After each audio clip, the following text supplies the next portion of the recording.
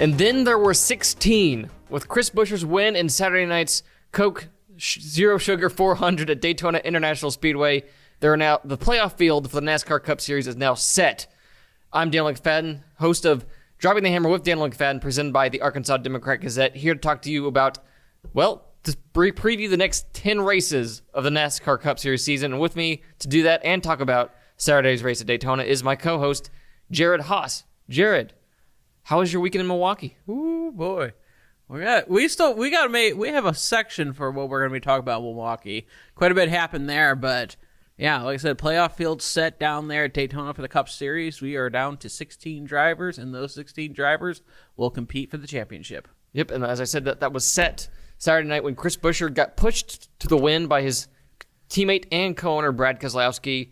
The race went straight up to 163 laps. Had an overtime finish, which, again, as we talked about last week, this race never finishes at 400 miles except for last year. It one caution race, Jared. It was a big wreck that we saw. No, it was two cautions, right? No, there was multiple cautions.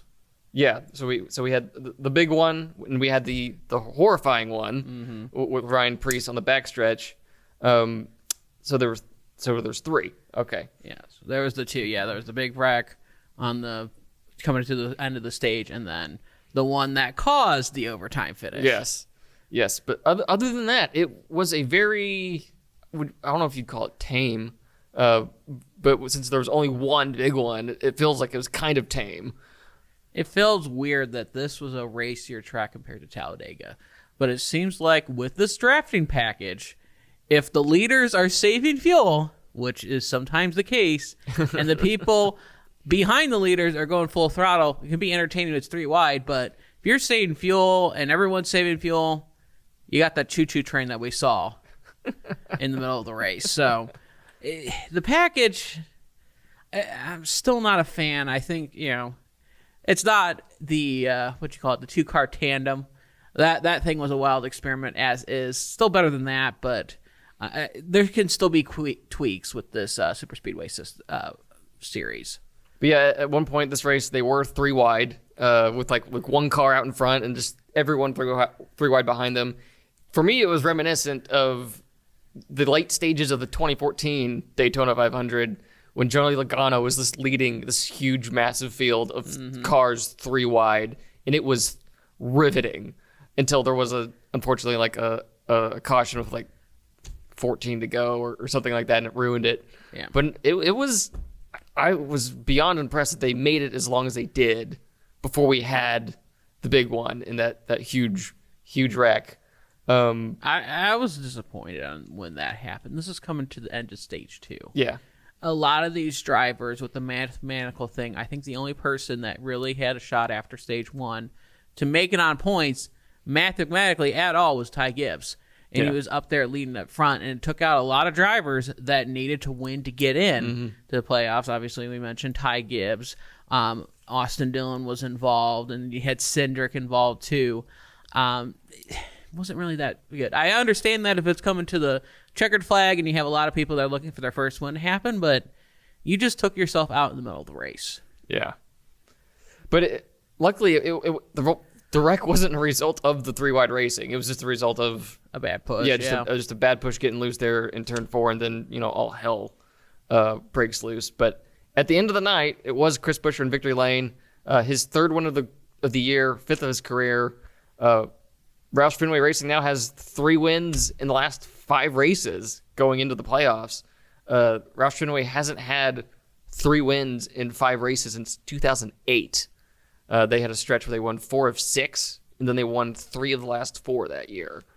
They're turning around, and I've noticed this, and I've told you about this before the show, is that in the first 21 races, Ford only won twice, and that was with Ryan Blaney at Charlotte and Joey Logano at Atlanta, a super speedway race. But now, for the past 5 races, Ford has won. And as we may mention it, Roush Fenway Keselowski Racing won 3 of those races. So seems like Ford is starting to turn a corner. They're starting to find their edge, but those, like I said, there were super speedways and road courses which they have their strength in. We'll see how this translates into playoff success. So we're not going to dwell on Daytona too much because just big picture-wise, the playoffs matter more, and only one spot was solidified Saturday night, and that was spot number 16, which was claimed by Bubba Wallace because Chris Buescher won. We had a repeat winner. The only other way you were going to get into the playoffs at that point was by winning, and no one did that except Chris Buescher. So now the field is set. Bubba Wallace is in, and that left out some notable names, including Chase Elliott, Alex Bowman, Ty Gibbs, Austin Cindric, Daytona 500 winner from 2022. 3/4 of Stewart Haas Racing. I mean, yeah, something like I said, this is the ebb and flows of the season. You don't know. Like I said, you got to be thankful for when you're in the playoffs, right?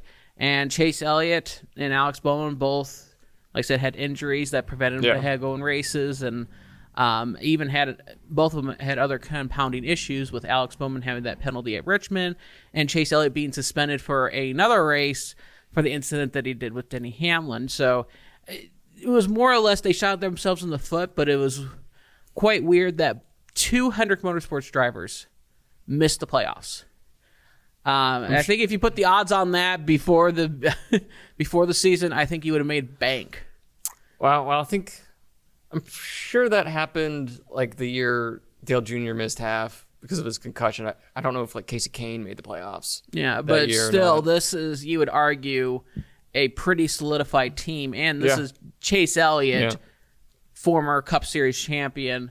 Alex Bowman, even though you might say Kyle Larson and William Byron are better, he might be I don't want to say the worst driver at Hendrick Motorsports right there, but still, there's a lot of expectations with that. So disappointed for Hendrick Motorsports. They had the two that missed, but 2311 Racing sweating bullets. Like I said, a lot of those contenders that needed to get up front made the mistakes. Think back to Watkins Glen as well with Daniel Suarez, Ty Gibbs here at Daytona. Solidified that, and it's just interesting that we have 10 organizations. Yes, that's a record. That's a record. Pretty impressive. That we got. That's coming off of last year when we had basically 16 different winners. So to have 10 different organizations represented, that's very impressive. Yeah.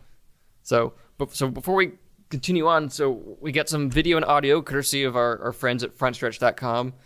First up is Bubba Wallace, moments after he got out of the car, and he's in the playoffs for the first time in his Cup career, and he talked about how mentally exhausting the week leading up to that race was. So here's what Bubba Wallace had to say. I'm not showing much emotion. I am mentally drained. This week was probably the hardest week I've had in a long time. Just trying to stay hyper-focused and stressed out to the max. Waking up at 2:30 in the morning, and my wife's like, "What's going on?" I'm just stressed, and she starts to worry that it's her, and it's not. So it's just we put a lot to get here. So proud of Moody, JR, everybody, back in the shop. We bust our ass so much, and it's finally starting to pay off. So it takes a long time, but what's that saying? The ones who wait patiently, or something like that. Yeah. When does it set in? When will you realize? Maybe tomorrow. I don't know. I mean, I'm so focused on Darlington now, just so relieved, right? So I'm kind of pissed. I'm not super excited, but at the same time, I was throwing myself in the ringer mentally. And as we mentioned, Chase Elliott, NASCAR's most popular driver for the last 4 years now? It's been a while. I think it's actually longer than that. Let me check here. But anyway, ever since Dale Earnhardt Jr. retired, he's been the most popular driver in NASCAR, as voted on by 5 years. 5 years. For the last 5 years, he's been NASCAR's most popular driver, as voted on by fans online repeatedly. And he won't be in the playoffs. So here's what Chase Elliott had to say about being disappointed that he didn't make it, but also he recognizes that not making this playoff isn't a reflection of what you view as a person or what you did. So here's what Chase Elliott had to say after Saturday night's race at Daytona. You fall short of missing the playoffs? Yeah, I mean, look, it sucks, no question. But, glad the car got in. That's a big deal and testament to down and our team for just continuing to fight and whatnot while I was gone. And that there's a lot of opportunity on that side of things, and it's a really big deal. So would like to go and make some noise on that front. It certainly isn't ideal for me, but I look at these next 10 weeks as an opportunity to get better and really try to be prepared well for next year. So I hate it. I hate the way that it's worked out. I can't change it now. We've been trying to fight through it, and we came up short. So that's life sometimes. So I do think we'll be better for this on the other end, somewhere. When you look at it, like Mark Jr. last year fails to make the playoffs, wins the race, but comes back this year, wins the regular season championship. Do you see that and say, this is a blip, and this isn't define who we are, and for next year or anything like that? Well, it doesn't define who you are. So I think it's a great point, and that's reality. Narratives can change really fast, and that's sports in general. And the people who have the ability to change narratives really fast are the people that are controlling their own destiny, and that's drivers and teams and crew members and everybody that plays a part in our race team. So look, like I said, it's a bummer. I hate it. I would love to have a shot at a championship this year, but that's not the way it unfolded, and that's life. So we're all I can do from here is just try to be better for it, down the road, and I intend to do that. All right. So, as we mentioned, there's 10 organizations in this playoff field now. The only 2 teams with multiple cars that got all of their cars in were the 2-car teams of 2311 Racing and RFK Racing. There's also JTG Daughtry, but they're a 1-car team. Like you mentioned Hendrick, and they not getting 2 drivers in. Which do you think is a bigger deal? Them not getting 2 or Stewart Haas Racing only getting 1? I think it's the Hendrick Motorsports getting 2. Even though Chase Elliott, here's the thing though, even though Chase Elliott missed those races, the 9-car's still in the owner points. Yeah. So this is the second year in a row that's second happened. year in a row because, like I said, last year the 45 was in when it won the race with Kurt Busch at Kansas, which we'll make mention of. He's in our news roundup, but like I said, this year with the 9-car, with the substitutions of Jordan Taylor, Josh Berry, and Corey LaJoie, those runs were able to keep the 9-car in the playoff hunt for the owner points. So I think it's a bigger shock that Hendrick Motorsports was, like I said, they're the ones that missed the playoffs, the 2 of them. But Stewart Haas Racing, all the other teams like Eric Almirola, Chase Briscoe, and Ryan Preece were more or less out to lunch for these other weeks. So Hendrick Motorsports is a bigger surprise in my eyes. I gotta agree with that, but it is just still astounding just how off Stewart Haas Racing has been all year. Kevin Harvick was like 2 laps away from potentially giving the team its first win of the year, and we're going into the playoffs. That's incredible. Yeah, to me. it's just their. I believe it's their sim work is just really off this year, and they're just coming to the track and just struggling. And some of them are able to hit it off, able to build back up, but when you're already starting behind the 8 ball at the racetrack, you've already lost the weekend. All right. So, as we mentioned, as I mentioned at the top, you had an excursion this last weekend after Saturday's race at Daytona. There was a race on Sunday. Yes. Up in the land of cheese of Wisconsin at the Milwaukee Mile. The Truck Series returned there for the first time since 2009. Yes. In a race that was won by Grant Enfinger of GMS Racing. So I didn't get to see this race live. I saw a little bit of it late Sunday night. I saw the end of stage 2. I was busy watching a fake race in a movie theater, Gran Turismo at the time. So tell us about what it was like to go to the Milwaukee Mile for the first race there in about 15 years. I will say, like I said, it's definitely in the middle of the city. Yeah. You just come right off the highway, and there's just the fairgrounds, and in it is the Milwaukee Mile. It still has that character. I still saw some grass growing on pit road. Oh, really? Yes, there was actually patches of grass. I'm like, this is pretty impressive. This has some character to it. But it was nicely well. The facility was nice. Wasn't like big and fancy or anything like that, but it was a nice, simple weekend where the Truck Series was there and the ARCA Menard Series as well. And I was able to capture some fireworks between Luke Fenhouse and Connor Jones. Both of those drivers got into them on the racetrack. That's an ARCA. That's an ARCA, correct. And after the race, both of the drivers were talking, and then Fenhouse's crew chief, former NASCAR driver for Junior Motorsports, Shane Huffman, comes up to him and yells at him, pushes at him, and then Connor Jones throws some water on that. What are your thoughts on that overall excursion on that, where, these two drivers, they're teenagers. The ARCA Menard Series is a developmental series. We're talking it out. It wasn't getting too heated, and then Shane Huffman comes in. He did provide a statement. He did address those issues. He said, quote, the one person mentioned, if he's uninterested in your existence, you probably did something wrong or doesn't need your mouth. I'm all for crew members staying out of things, but at this level, these kids have a lot to learn from the veterans around the series. And Shane Huffman says, correct, I should have controlled my emotions better, but in 2 races, one driver has removed an opportunity we had for a shot at the East Championship. Connor Jones' context was involved in another wreck at IRP. He wrecked the 32 intentionally at Indy, caused caution with under 10 to go, costing us the win, and you can see what happened today. Your thoughts on that whole excursion? Well, I a little while earlier, I did watch the video you captured of their, I wouldn't even call it an altercation. Yeah, well, that was, I've witnessed worse. Yeah. I did, but it's still something. And I didn't see what caused it, so Yeah. I really don't know how egregious it was compared to what caused it. Throwing water, okay.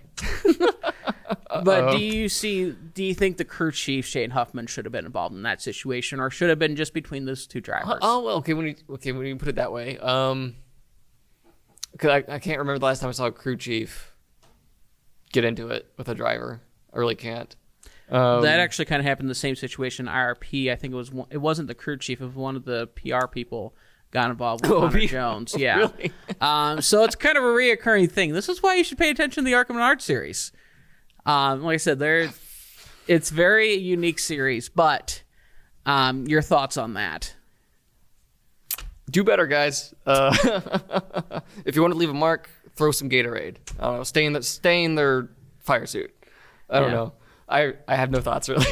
Gotcha.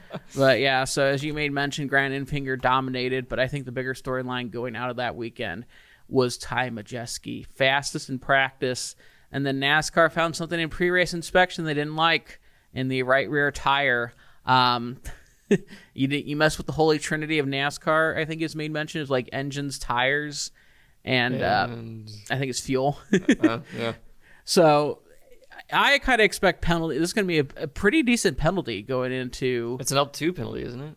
Something like that. And considering this is going to be for the play, Majeski's already locked in with his win. Do you think? Well, like I said, this is recorded on the Tuesday. Do you think there's going to be a penalty for him, or was the stuff served during the race? Well, the crew chief got ejected. He got ejected. He had to start from the rear, and he had to do I believe, a pass-through penalty. I would come down on the side of there might be something, but it won't be serious. Like, he's not going to get kicked out of the playoffs or anything. No, it might be a point, and it might be a points penalty for the next round and a monetization fine. I think that might be it. But that was the other big story coming out of the Truck Series race. And after they found it, he made his way through the field, but it wasn't really in contention. Wasn't the fastest car on track. But I'll be curious to see how this plays into the playoffs, as their next race is going to be a cutoff race at Kansas Speedway. Kansas? Oh, I thought it was going to be Bristol. No. Okay. All right. That's weird. Okay.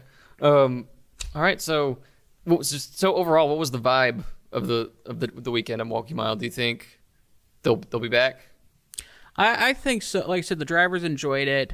It was, good to be back for the Midwestern fans. I think there was a lot of people. Majeski's from Wisconsin. Yeah. Derek Kraus as well, who was run for Spire Motorsports, finished 8th.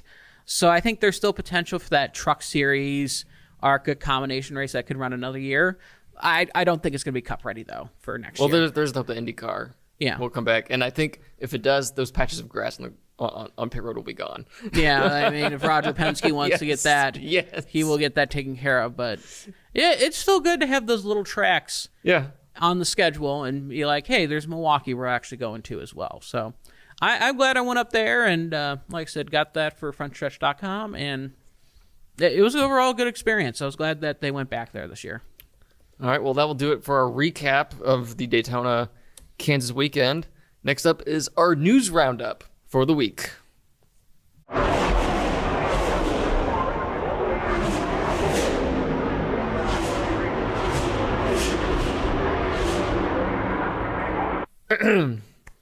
All right, well, over the weekend, there was some news on the Cup side of things. Kurt Busch, the 2004 Cup Series champion, formally announced his retirement from NASCAR competition.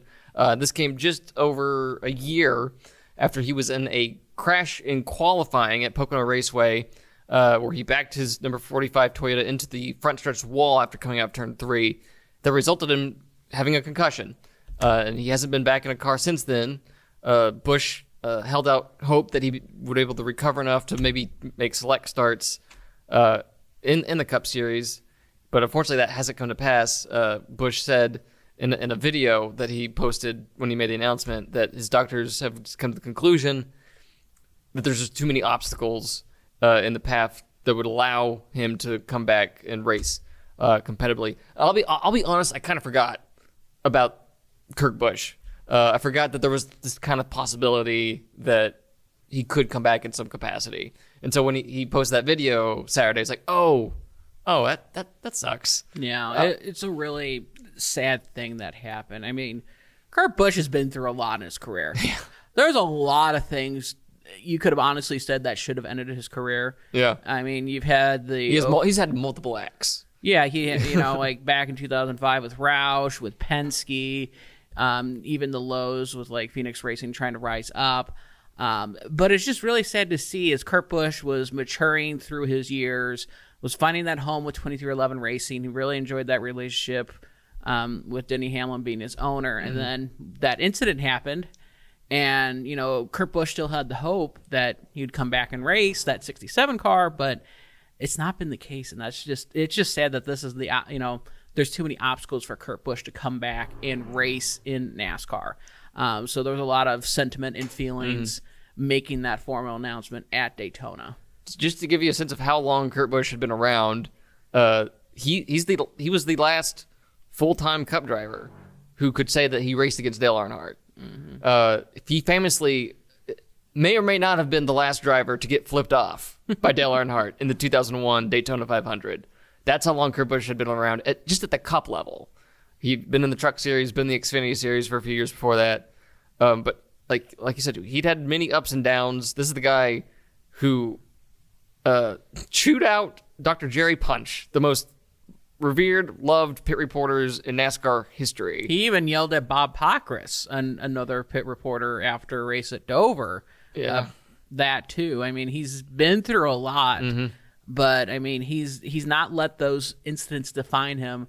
He's defined by how he's overcome and how he's able to come back and compete at these teams. No, he turned into a respected elder statesman of the sport, and that would have been just kind of unbelievable if you described that situation to me 10 years ago. Yeah, really, it was a complete about face. He was so consistent. He would give you one win a year for a very long. He turned into a Ricky Rudd. That's what he turned into. He turned into a Ricky Rudd. And he got to go out his last year with having won a race at Kansas Speedway. He got to do it in the car that had been specifically built around him as 2311 became a second car. He got to do it in with Michael Jordan's sponsor on the car. And I made Kurt Busch cry after he won that race. It was one start short of 777 starts. Oh, wow. He's made 776 starts in the Cup Series, 30 starts in Xfinity, and 28 in the Truck Series. So Pretty respected career for Kurt Busch. Sad that happened, but I mean, a lot of people. I mean, the sentiment in the emotions in that press conference in Daytona were palpable. A lot of people were crying. A lot of people were cheering. Thankful for Kurt's contributions to the sport. But he'll still be around. He's still a chief fun advisor, I think, at 2311. I think that's, he's still with the team, chief fun officer, or one of those things. Yeah, he's still around though. Yeah, he's still. He just won't be in the driver's seat. But no, he gave us a lot of racing memories over the years, including winning the Daytona 500 without his rearview mirror. That was always really, really, really cool. But no, Kurt Busch retires from full-time NASCAR Cup Series racing, and I believe Ryan Newman will be in a couple of races this year with Rick Ware Racing. He's got a couple more, I believe. Yeah, he's he like I said, that team's it's kind of been fluid, that situation, but he's attempted a few he's been raced a few races with them. So for a couple of races, there will be one other driver in the field who can say they raced against Dale Earnhardt, because Ryan Newman did it in a race in 2000 at Phoenix. Correct. So, but other than that, the last driver left in the Cup field who can say they raced under the Winston Cup banner is Kevin Harvick. And there's 10 races left. Yep. Then that will be the end of an era. So anyway, second item, news that dropped last week. GMS Racing, which is the Truck Series team and the Craftsman Truck Series, which is kind of split off from Legacy Motor Club, because they're both owned by Maury Gallagher. Yeah, it's still, excuse me, that's still, like I said, part of them. And there was the news that dropped, a month or two ago that Legacy Motor Club was going to switch to Toyota. I think it's like 3 months, something like that. Yeah, it's been a while. Yeah, let's put it that way. But GMS Racing has a Truck Series team with multiple entries, and it's three full time.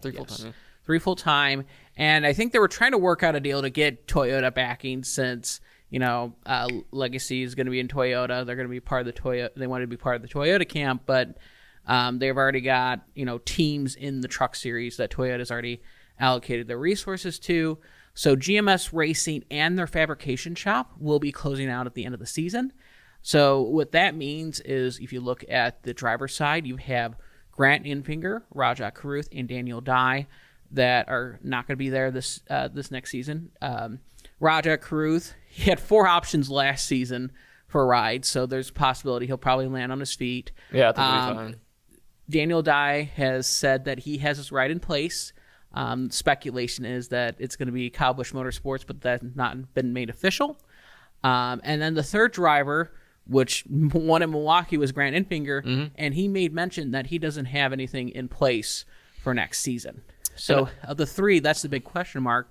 But also on the other side, the fabrication shop, a lot of those Chevy bodies that you see in the ARCA Menard series comes from GMS Racing. So that's another effect with those teams that don't have the resources for a fabrication shop. That's one less place to go for Chevy parts. But yeah, but GMS, after basically a decade in the Truck Series, a little bit over. Yeah. So they'll be gone next year, and all of their resources will now be focused on Legacy Motor Club next year with the 43 and the 42 car, which we still don't know who will be driving the 42 car next year. We know who will be driving it this weekend. That'll be Carson Hocevar, who will make his second Cup start after he made his debut early this year at Gateway, driving the number 7 in place of Corey LaJoie, who was driving for the then suspended Chase Elliott. And Hocevar did really good in that race. He was driving in the top. I think he got to top 15. He was up there, overperforming Corey LaJoie. So it'll be interesting to see. He's getting that other shot.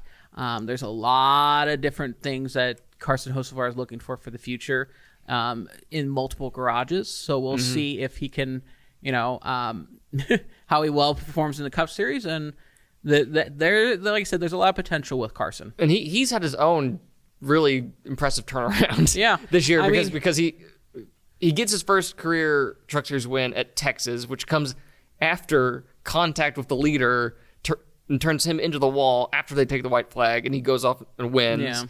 And then 2 races later at Martinsville, He intentionally tries to wreck Taylor Gray.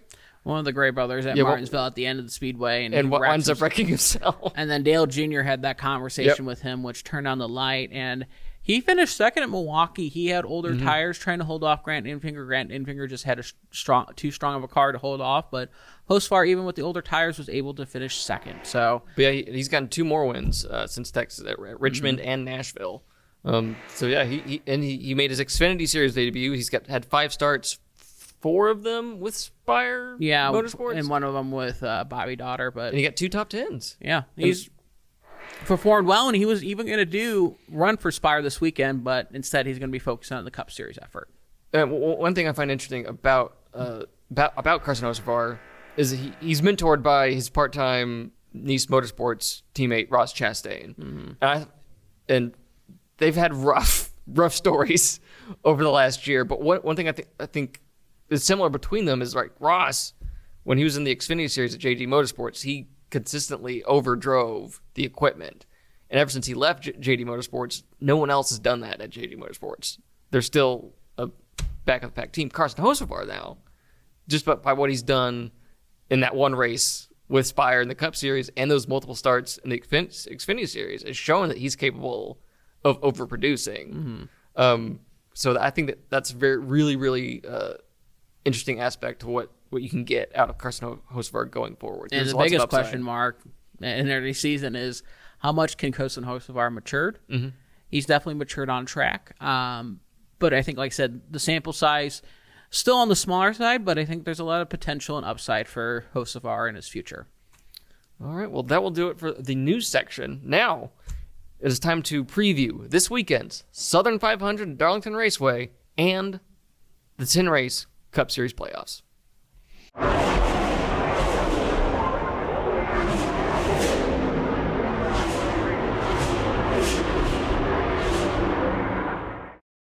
All right, it is time for the longest night of the year, time-wise. While the Coca-Cola 600 is the longest race of the NASCAR Cup Series distance-wise at 600 miles, the Cookout Southern 500 is typically the longest night of the year when it comes to time. And that's how we're going to start off the NASCAR Cup Series playoffs at Darlington Raceway, the track Too Tough to Tame, my favorite track.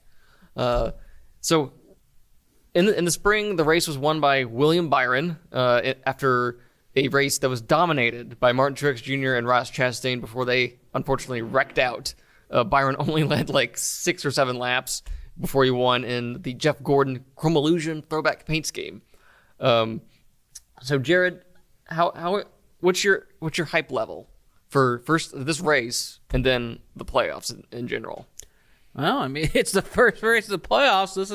This is the make it or break it type of thing. I feel like, and I'm going to prelude this a little bit, I feel like there's always a bigger name driver that drops off early in the round of 16. So it feels like it's going to be one of these 2 races. It's like Darlington or Bristol, where someone that you thought you would have deeper in the playoff run just kind of, falls flat and misses the mark for the round of 12. But, first race, this is a brand new slate. If you look at first through last, 16th in the playoff grid, only separated by 36 points. That's not a lot. That's a little over half of a race points difference. So a lot can change. You can't be banking on those playoff points to make you into the next round. All right, so my pick for a while now, I've been picking Ross Chastain to win at Darlington because that track owes him. Because he's just so good there and he just can't clinch the deal. Ever since his first Xfinity race there for Chip Ganassi Racing, where he just ripped the doors off to everyone, and then he got into his accident with Kevin Harvick and saw red and just screwed himself. So my gut instinct was to pick Chastain, but Chastain's been missing ever since he won at Nashville earlier this summer. He's had 1 top 10 since then. 1. He's just been missing in action. We need to put his face on a milk carton. So for the race, I'm going to take Martin Truex Jr. since he led so many laps in the spring. I'm going to take him to win the Cookout Southern 500. Who are you taking? I'm surprised you didn't throw out a left field of Eric Jones. he's the previous winner of this race, wanting it for Petty GMS. Yeah, and he had a much better year last year. He's a little bit better, but not too much. But, I mean, this is Eric Jones' track. I'm still going to keep it in the Toyota camp. I know Fords are strong. The Fords kind of finished well this spring, but I'm going to go with Denny Hamlin. Okay, that's probably a good pick. I mean, Denny Hamlin, Martin Truex Jr. have a well grip. But Martin Truex Jr., he didn't... Where did he finish last year? I don't think he... I do not. He finished 31st. He had issues. Remember, it was him and Kyle Busch had those motor issues. Separated by a couple laps. He led 48 laps, and then the caution came out, and then Kyle Busch was leading, and his engine blew up. Okay, kind of remember that. Yeah. Kind of remember that. So, Joe Gibbs Racing, again, strong here. Like I said, they have a pedigree with that, but, I mean, we may mention that the Fords is strong, and Keselowski, remember you were trying to pick him at Daytona last week, finished 4th in the spring, so that could be another pick as well. So, I'd say the 3, Hamlin, Eric Jones, Brad Keselowski. All right. Spread your odds accordingly. Okay. All right. So I'm taking Martin Truex Jr. You're taking Denny Hamlin. Yep. All right. So, playoff time now. All right. So the first round is the Southern 500 at Darlington. Then we go to Kansas Speedway. And then it will close out with Bristol, which for the last 2 years has been a great cutoff race. That's presented like some great split screen moments coming down to the end of the race. Specifically, was the Harvick Elliott stuff, was that last year or the year before? No, it was the year before. Gosh. Okay, but that was a great split screen thing going on. At the same time with like Eric Almirola trying to advance. Now I can't even remember what happened last year, but I know there was a split screen moment. Oh, Chris Buescher won last year. Yeah, Chris Buescher did win last year. Yeah, so it's a great time to be a Chris Buescher fan, but yeah, I think we got to make our predictions on who's going to be dropping off on the who's not going to make the round of 12. Yeah, so we're going to do our first 4 out. Yeah. For the playoffs. So first off, let's just do a rundown of who's in this thing. Mm-hmm. All right, so you have William Byron, you have Martin Truex Jr., Denny Hamlin, Chris Buescher in 4th. If you had told me a month ago that Chris Buescher would be the 4th ranked car driver in the playoffs going into it, I would have been shocked. So that's incredible that he's number 4.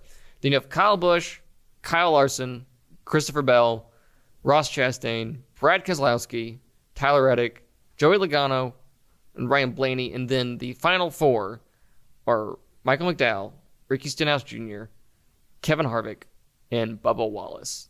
Bubba Wallace starts the playoffs with no playoff points. No wins, no stage wins, nothing. Just 2,000 straight points even. Kevin Harvick has 2004, and you kind of go up in increments. It's still pretty tight in there, yeah. Yeah. So who are you picking to miss the round of 12? So from my first 4 out, I only have one driver who's currently in the bottom 4.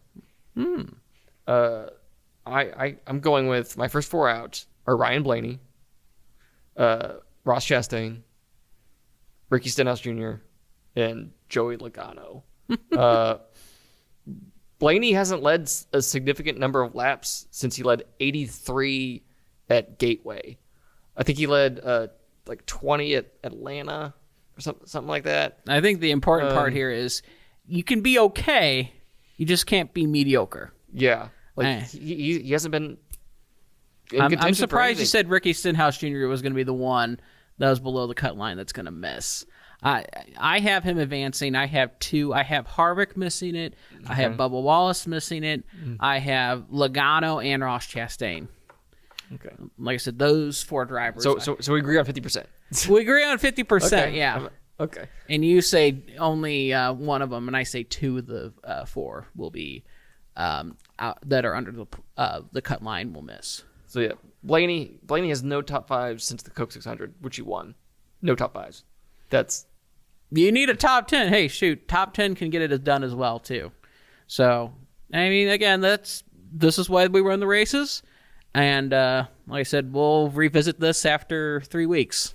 Yeah, Joey Logano has only led 80 laps since he won at Atlanta. Yeah, and I did a article, Pretenders or Contenders, and I had him as a pretender. So, I think Bubba's going to advance because he won at Kansas last year with this team.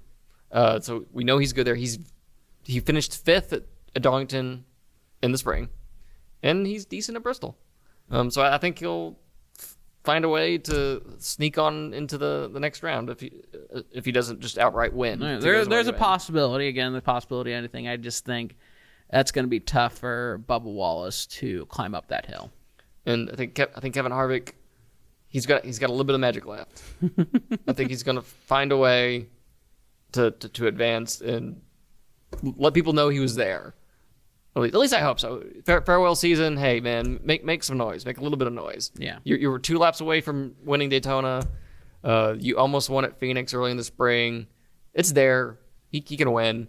So yeah, we will see. So okay. Jared, I'm going to spring this on you. Over under number of races that are won by non-playoff drivers in the next 10 races. I'm going to put it at 3. Over or under? I'm going under. Okay, how many? I'll give it 2. Okay.